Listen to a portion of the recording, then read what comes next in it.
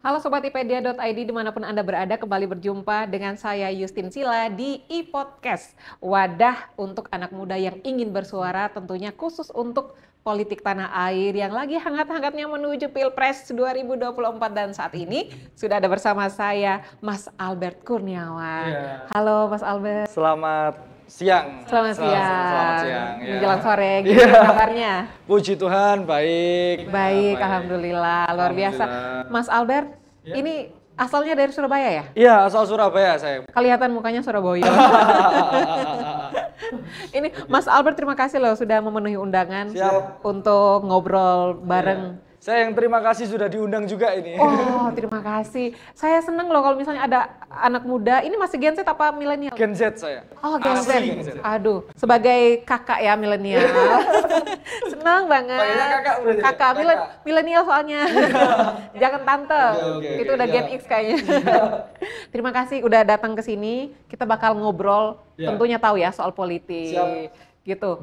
Backgroundnya apa sih kok mau bahas soal politik ini? Background saya adalah mahasiswa dan juga aktivis kepemudaan. Oke. Udah lama jadi aktivis? Ya, dari SMA. Saya mulai dari isu pendidikan karena saya melihat bahwa pendidikan merupakan salah satu sektor yang terutama ya dalam pembangunan kemajuan Indonesia. Itu semua dimulai dari pendidikan. Sehingga waktu itu ada masalah terkait sekolah gratis. Awal itu dipegang oleh Pemkot setempat dan juga setelah itu dialihkan kepada pemerintahan provinsi, Pemprov. Ini di Jawa Timur nih? Di senasional, tapi khususnya waktu itu yang saya alami di Surabaya. Surabaya. Jadi ada teman-teman di SMA itu, waktu awal masa peralihan, itu yang dari gratis itu berbayar. Sehingga saya melihat, wah konco-koncoku teman-temanku sak nih, kasihan. Wah orang tuanya masih ada yang mulung, masih apa, untuk cari makanannya susah, Mbak. Apalagi untuk sekolah. Apalagi untuk sekolah. Padahal sekolah itu merupakan salah satu faktor yang sangat penting. Oke, karena Mas ini kan backgroundnya aktivis ya, jadi udah terbiasa lah ya sama bahasan soal politik. Ya sedikit-sedikit lah, Mbak. Nah, karena kita hari ini bahas soal politik nih, saya mau mulai dengan situasi saat ini. Seperti Mas Albert yang ketahui ya, kita akhir-akhir ini situasi politik semakin panas. Dan ya banyak sekali isu-isu yang kita nggak tahu itu benar apa enggak. Jadi masyarakat tuh kayak dibuat bingung ya, terutama menuju Pilpres 2024.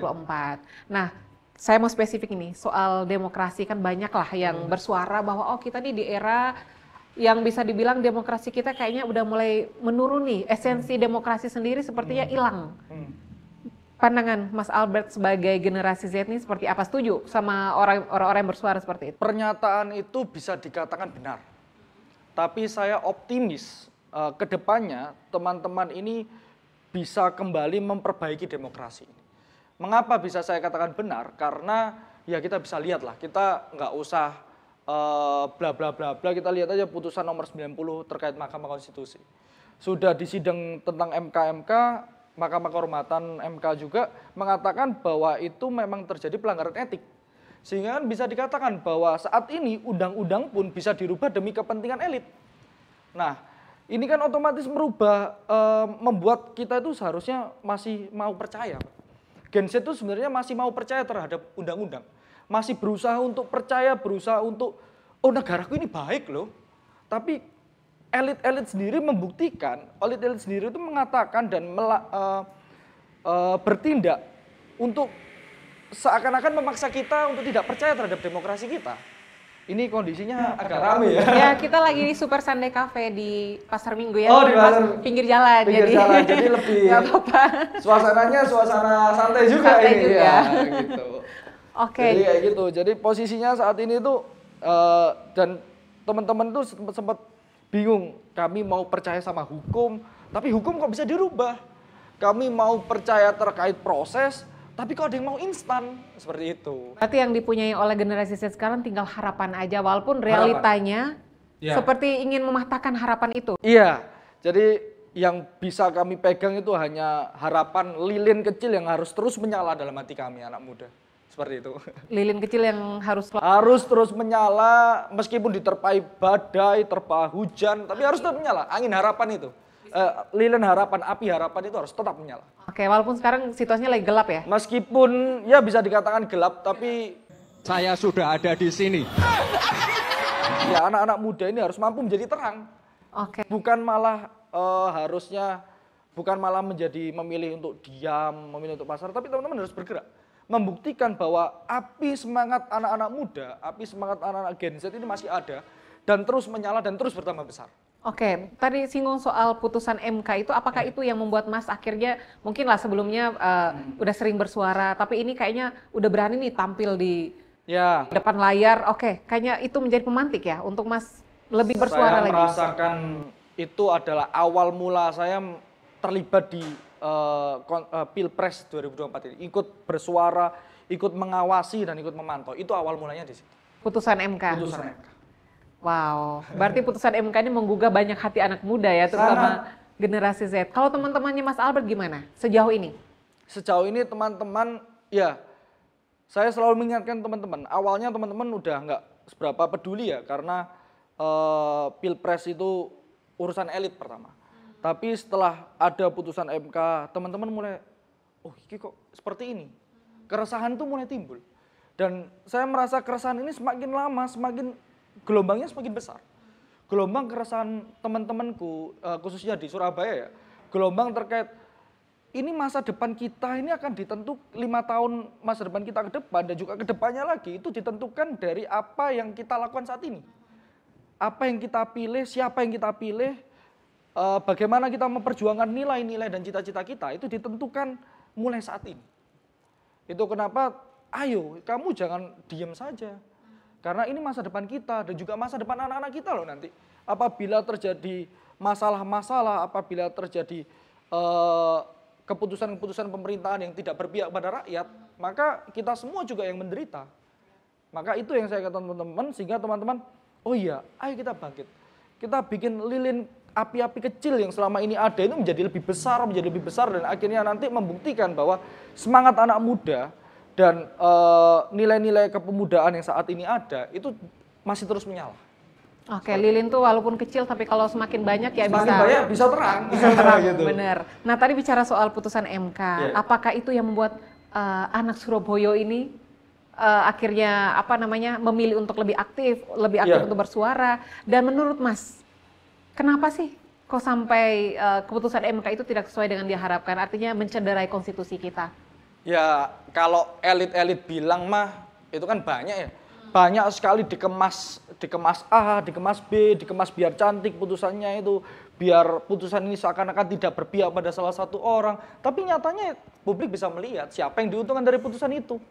Ya kan kita nggak usah banyak bla bla bla lah ya.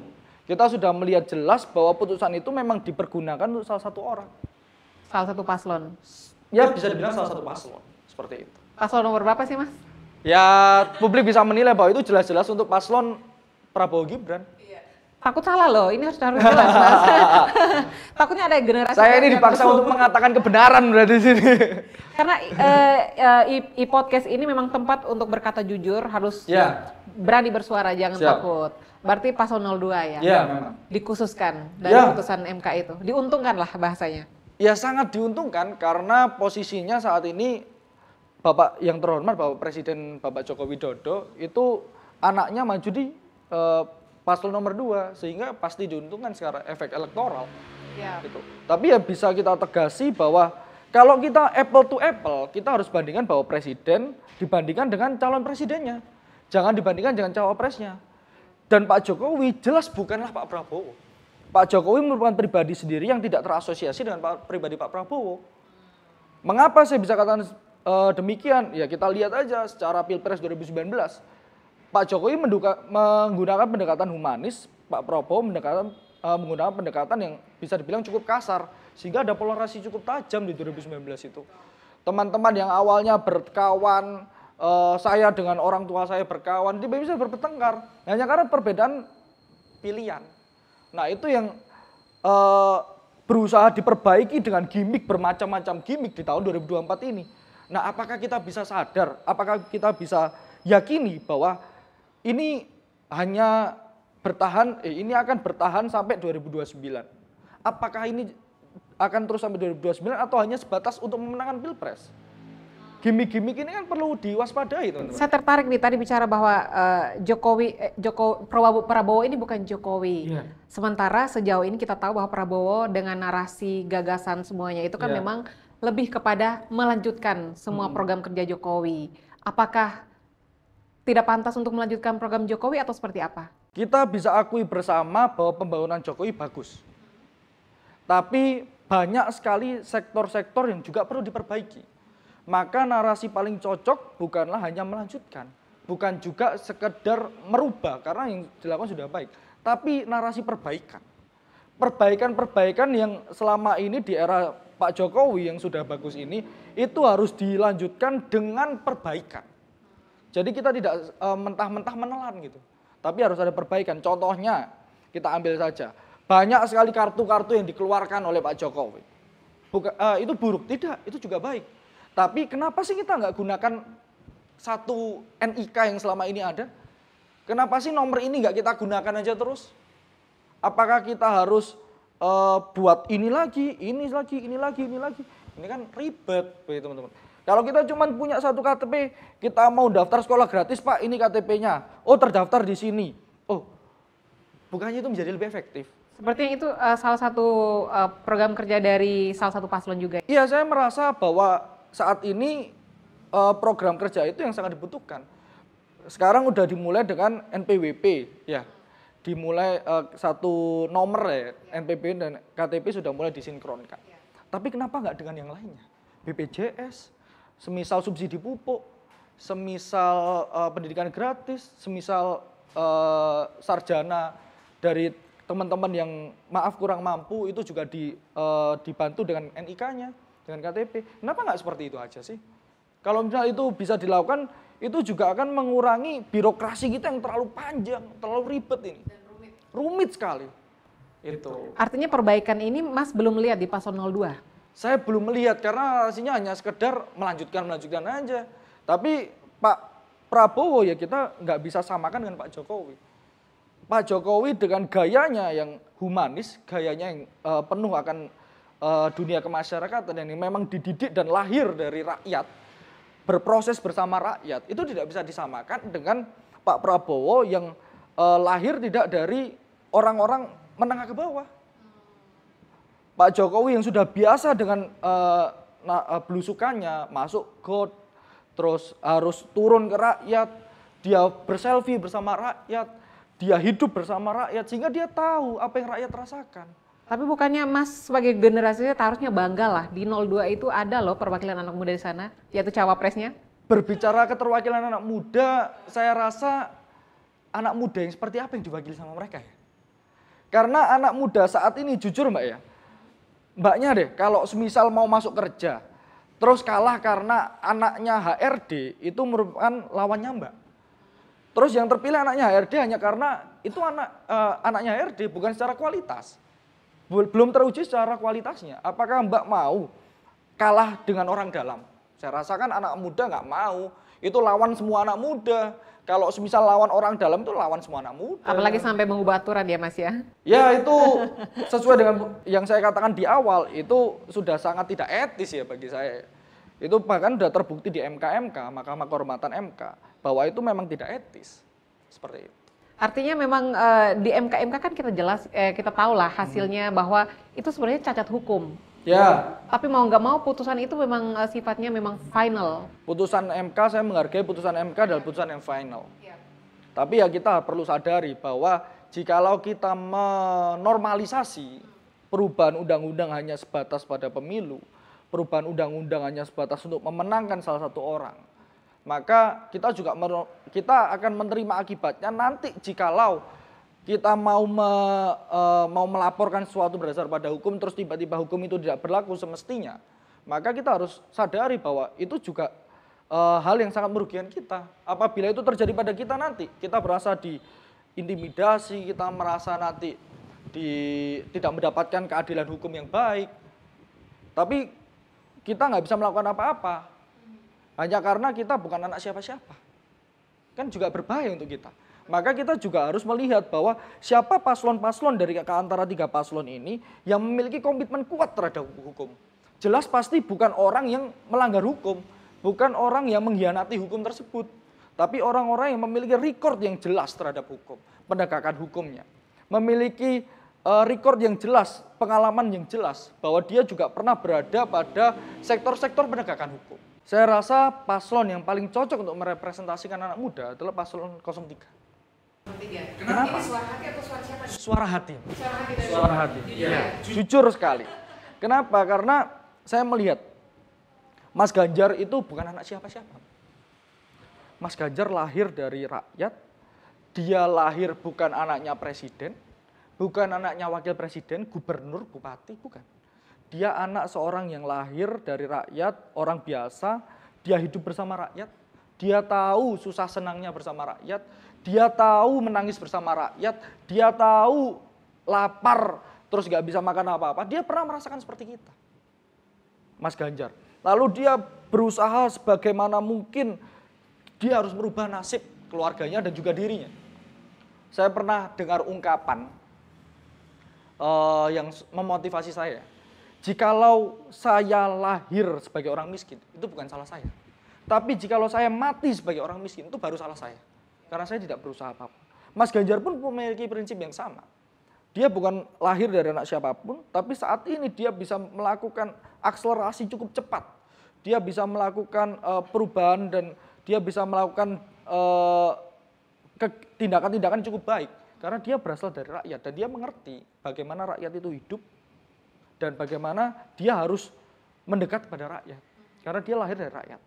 Pas cawapresnya, Mas Mahfud, karena kita saat ini berbicara demokrasi yang rusak.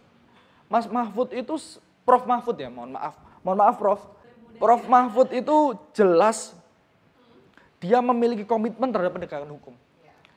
Kalau orang-orang bilang itu cawapres trias politika. Dia punya pengalaman di DPR RI, di legislatifnya ya, eksekutif dan juga yudikatif.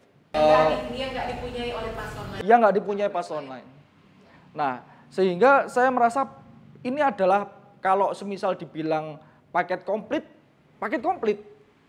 Paslon nomor 3 ini merupakan paket komplit. Dia tidak hanya jualan tokoh, tapi dia jualan juga terkait recordnya dia jelas. Dia harus kalau misal berbicara gagasan, berbicara apa yang sudah dilakukan konkret. Dia juga sudah pernah memimpin sebuah sivil, sebuah masyarakat. Dia tidak hanya punya pengalaman juga, paslonnya memiliki pengalaman juga membuat aturan yang berpihak pada rakyat. Kalau bisa dibilang Mas Ganjar itu salah satu pencetus dari lahirnya undang-undang terkait keterwakilan perempuan. Nah itu kan berarti keberpihakan benar Mas Ganjar terhadap nilai, terhadap bagaimana semua rakyat itu bisa adil, semua rakyat itu bisa merasakan hal yang sama, tanpa harus dibatasi terkait agama, terkait ras, terkait gender, tapi semua bisa sama rata, yang dilihat adalah kualitas. Jika teman-teman memiliki hati yang bersih, waktu memilih tidak termakan gimmick-gimmick semata, tidak emosional dalam memilih, saya rasa pasti ke 03. Karena memang paket lengkapnya di situ. Paket lengkap di situ. Oke, kata Mas Albert paket lengkapnya ada di 03. Paket lengkapnya ada di 03. Aduh, tapi luar biasa. Kayaknya saya pengen ngobrol lagi sih, cuman waktu kita nggak pas. Iya, nanti kita next-nya lah. Iya. Di sini lagi, kopinya enak Mbak ini Mbak. Di Super Sande Cafe. Oh iya, Super Sande Cafe. Kita minum dulu ya, ngelak ini soalnya.